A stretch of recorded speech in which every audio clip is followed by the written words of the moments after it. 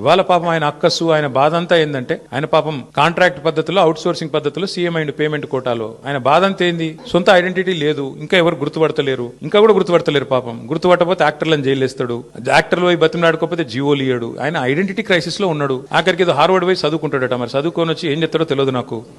కానీ ఇప్పుడు హార్వర్డ్ పోయి చదువుకున్నాకైనా మరి లాగుల తొండలు లేకపోతే అదేంది మెడల పేగులు ఇవన్నీ బంద్ అయితే అని ఆశిస్తున్నాం.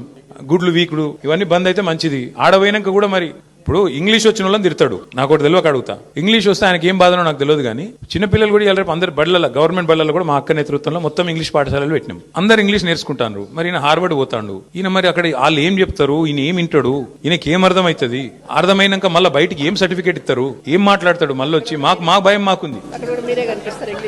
అక్కడ మళ్ళీ ఇంగ్లీష్ అనగానే నన్ను వాళ్ళని తిడతాడేమో, అరే మీరు బాత్రూమ్ కడుక్కుంటూ తిడతాడేమో. ఇక్కడ అమెరికాలో ఎవరి బాత్రూమ్ వాడు గడుక్కుంటాడు, మరి ఆడ ప్రొఫెసర్ అయినా కూడా వాన్ బాత్రూమ్ వాడు గడుక్కోవాలి. కాబట్టి మరి ఈయన పోయి ఏం నేర్చుకుంటాడు, ఏమైతుంది చూడాలి. మరి 30 తారీఖు నాడు నేనైతే అనుకుంటున్నా రేవంత్ రెడ్డి గారు కొత్త మనిషి వస్తాడేమో. ఆ కొత్త మనిషి ఏమైనా కొత్త మాటలు ఏమైనా చెప్తాడా, మళ్ళీ గదే చెత్త మాటలు చెప్తాడా చూద్దాం. Thank you. జై తెలంగాణ.